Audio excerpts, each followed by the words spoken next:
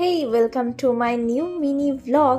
আজকে আমি চলে এসেছি ফার্স্ট টাইম বিয়ের জন্য শপিং করতে। তো তাই জন্য আমি হয়তো এরকম এত লজ্জা পাচ্ছি যে জানি না ভাই বিয়ের শপিং কেমন করতে হয়। তো চলো দেখা যাক, বিয়ের শপিং স্টার্ট করা যাক। তো প্রথমেই আমি চলে এসেছি বিয়ের জন্য শাড়ি কিনতে আজকে স্পেশালি। তো আমার আসানসোলের একটা খুবই ফেভারিট দোকান যেখান থেকে আমি অনেক শাড়ি কিনেছি সেটা হচ্ছে বিএন ঘাটি। তো বিএন ঘাটিতেই আজকে আমি ফার্স্ট এসেছি বিয়ের বেনারসি দেখতে। তো বেনারসি মানেই আমার কাছে হচ্ছে লাল। তো এখানে এসে আমাকে না লালের ওপর মিনাকারির ওপরে অনেক শাড়ি দেখাচ্ছে, কিন্তু আমার স্পেশালি পছন্দ লাল আর গোল্ডেনে। আর কিছু ঝকমক চকমক থাকবে না, সিম্পল সোবার একটা লুক হবে। তো এখানে মিনাকারি অনেক দেখালো, তো আমি বললাম না আমার এটা পছন্দ নেই, আমি ততক্ষণ অন্য শাড়ি দেখে আসছি। তো এখানে আমি এক দুটো শাড়ি পছন্দ করেছি আর নিয়েওছি। তো এখানে এগুলোই আমি ট্রায়াল করছি। ততক্ষণ ওখানে কাকু বলল আমি আরও কিছু লাল বেনারসি বের করে রাখছি। তো আসার পর দেখছি এখানে অনেক লাল বেনারসি নিয়ে এসেছে।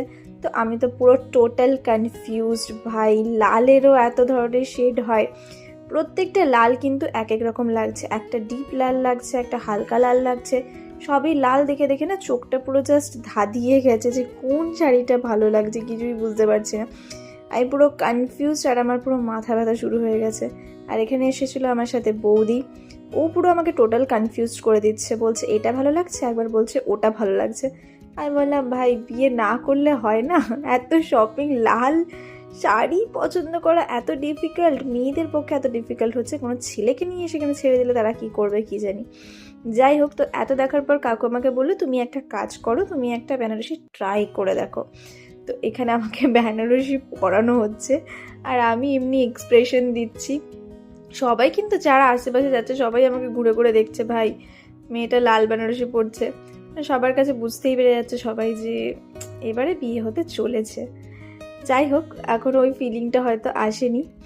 তো এখানে পরানোর পর জানি না কেমন লুকটা আসবে। আমার শাড়িটা মোটামুটি ভালোই লাগছে, কিন্তু একটু বেশি কেন জানি না চকচকে মনে হচ্ছে। তো দেখো এটা হচ্ছে ফাইনাল লুকটা, বড়া হি আজীব লাগ রা হ্যায়। তো আমার অতটা ভালো লাগেনি বলে আমরা বেরিয়ে চলে এলাম। এখানে ফল খেয়ে ভাবলাম একটু রিল্যাক্স করা যাক। তো আজকের মতো এখানেই আমি শপিং শেষ করতে চলেছি। আজ তো বেনারসি পছন্দ হয়নি, নেক্সট দিন দেখা যাক কি হচ্ছে। ততক্ষণের জন্য টাটা।